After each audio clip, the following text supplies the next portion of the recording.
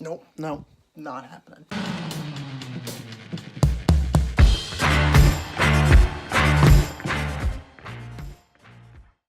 Hello ladies and gentlemen and movie lovers of all kind, and welcome back to another new release review. And for today, we will be covering Overlord. Overlord was directed by Julius Avery, stars Jovan Adepo, Wyatt Russell, and Mathilde Olivier. And the story follows a group of soldiers behind enemy lines the day before D-Day, as they are set out on a mission to destroy a Nazi radio tower in order to provide air support for D-Day for the Allied soldiers. Only, when they finally reach the Nazi camp where the radio tower is located, they discover something much more sinister. Believe it or not, I was actually amped for this movie. I feel like it's really just gonna kind of slide under the radar this weekend because it's going up against The Grinch and The Girl in the Spider's Web, as well as returnees like Halloween, A Star is Born, Bohemian Rhapsody. I really feel like this movie is just not gonna be seen, but I was amped. The first trailer, when they were bumping hell's bells and they were giving you all these action shots and all this stuff, this movie looked batshit crazy, and I was totally on board. So, as always, we will leap right into the positives, and first up on the positives is the cast. The group of characters in this movie, they weren't necessarily like lovable or my favorite group of characters, but what I really enjoyed and something that really holds this movie together is the brotherhood that they kind of form. Now, none of them really know each other. They kind of know each other from, basic training and things like that, but none of them are brothers going into this. It's just these crazy events that mold them into this sort of brotherhood. They all mesh together very nicely, and they give you this brotherhood that you really do care about by the end of the movie. Next is just the violence and gore in this movie. It's crazy. It's over the top. It's, mostly CGI, but it's really, really gross out. A lot of it is super disgusting, but disgusting in the way that I like people getting their heads smashed in or just being blown apart by explosions or guns and things like that. It's a World War II movie, and it's awesome. And next is the sound design and score to this movie. Now, primarily the sound design, it comes with something, and this is something I always try to emphasize on because sometimes it can be done terribly. You look at some movies and you will notice what I'm talking about, and that is the gun sounds. When you have a movie with a lot of guns in it, and the guns sound like garbage,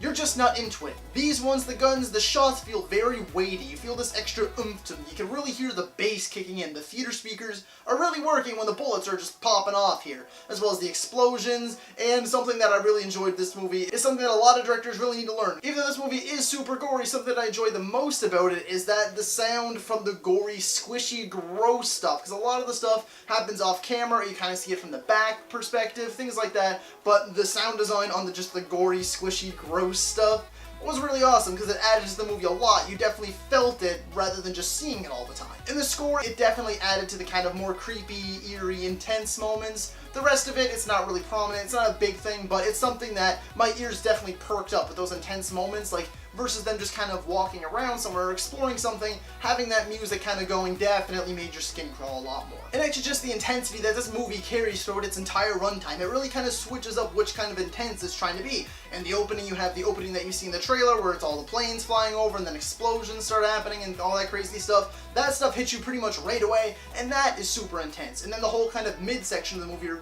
basically the vast majority of the movie, is still super intense because it involves a lot of sneaking around. Trying to get away and sneak around Nazi squads, or sneaking around in the kind of real meaty part of the movie down in the lab at the Nazi camp and everything. And then you have the ending, which again is super intense because no one's safe in this movie, I'll say that.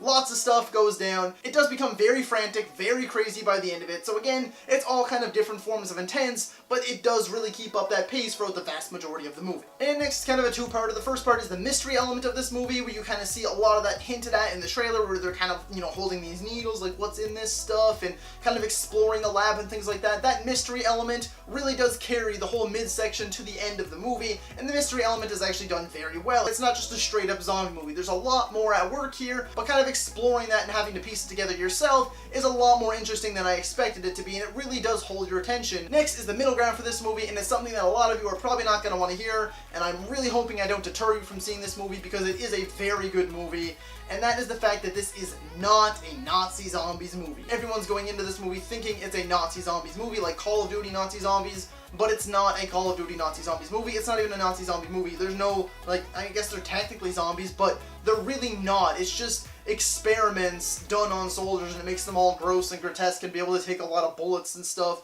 But for the most part, they still do know what's going on. They still have a brain. They can still talk. They do just kind of act out. And some of them are a lot more deformed and messed up than others from like earlier trials and things like that. But it is not a Nazi zombie movie. It is not even a zombie movie. And now for the negatives, and surprisingly, I only actually have one negative for this movie. I did really start to feel the runtime in this movie. There are definitely sections in the movie that I was like, you can just kind of like throw that right out and it's not going to make a difference to the movie whatsoever. So yeah, the runtime and the pacing of this movie overall does kind of bring it down quite a bit for me. So with all that being said, I'm going to be giving Overlord a 7.5 out of 10. So if you like this video, be sure to like, subscribe, and comment, and let me know. Are you looking forward to seeing Overlord, or are you just going to completely pass it and go see Bohemian Rhapsody again? And be sure to check me out on social media. I'm on Facebook, Twitter, and Instagram. Links will be in the description and at the end of the video. And be sure to check out my Instagram page every Friday for the Fan Vote Friday. The most recent one is going on right now, so be sure to head on over to my Instagram page, click on my story, and vote. And as always, thank you so much for watching.